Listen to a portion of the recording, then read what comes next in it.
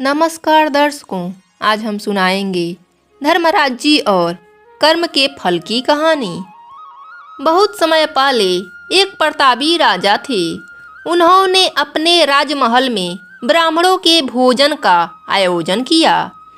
वह आयोजन उन्होंने अपने बाग बगीचे वाले स्थान पर रखा, इसलिए रसोइया भी उसी स्थान पर जाकर भोजन पका रहा था।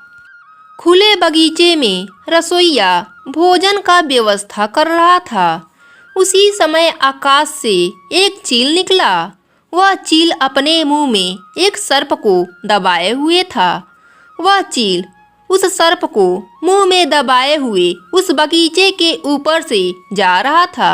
उसी समय सर्प ने चील को डसने की कोशिश की, जिससे कि जहर की कुछ बूंदें उस बर्तन में गिर गया, जिसमें कि ब्राह्मणों के लिए भोजन पकाया जा रहा था।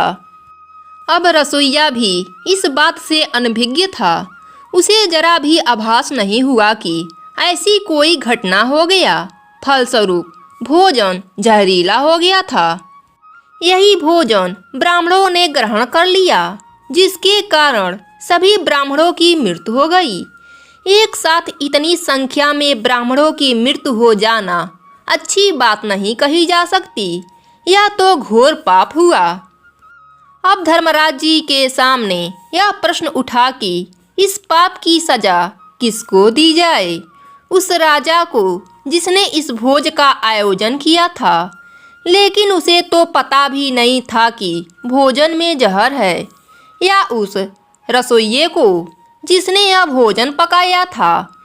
पर रसोइये भी अनभिज्ञ था कि भोजन में जहर है।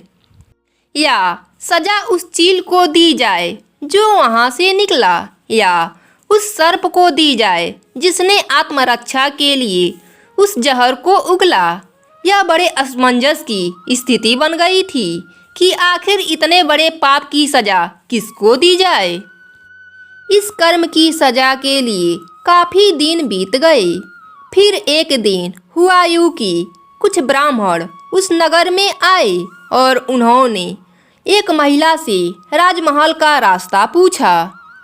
उस महिला ने राजमहल का पता बता दिया, लेकिन पता बताने के बाद उस महिला ने उस ब्राह्मणों से कहा कि तुम जा तो रहे हो राजमहल, लेकिन थोड़ा संभल कर जाना, क्योंकि यह जो राजा है वह ब्राह्मणों को भोजन में जहर मिलाकर दे देता है। बस उस महिला को इतना कहते ही धर्मराज जी ने कहा कि इस कर्म का फल का अधिकारी मुझे मिल गया है। चित्रगुप्त जी ने कहा, कौन है भगवंत? धर्मराज जी ने कहा, इस महिला को इस कर्म की सजा दे दी जाए। चित्रगुप्त जी बड़े आश्चर्य से कहा, यह क्या प्रभु, ऐसे कैसे आपने जिस कर्म की सजा उस महिला को दी है उस समय तो वहाँ पर नहीं थी। ना उसने जहर मिलाया, ना ही उसने भोज कराया, और ना ही उसने भोजन पकाया। फिर ब्राह्मणों की मौत की सजा उसे क्यों दे रहे हैं? तब धर्मराज जी ने कहा कि किसी भी कर्म का आनंद जो सबसे ज़्यादा लेता है उसी को उसका फल भुगतना पड़ता है। इस पूरे प्रकरण में ना रसोइये को आनंद आया, ना राजा को आनंद की अनुभूति हुई, ना सर्प को, ना चील को। लेकिन इस घटना से सबसे ज़्यादा आनंद और सबसे ज़्यादा रस उस महिला को ही मिला है, इसलिए इस कर्म की सजा इसे ही भुगतने पड़ेंगे। इस प्रकार हम कर्म की व्याख्या नहीं कर पाते हैं। कई बार कहते हैं हमने कोई पाप नहीं किया है, फिर भी हमें दुख क्यों मिल रहा है। इसलिए हमें सोच समझकर कर्म करने चाहिए और किसी बुरे कर्मों की आलोचना नहीं करनी चाहिए।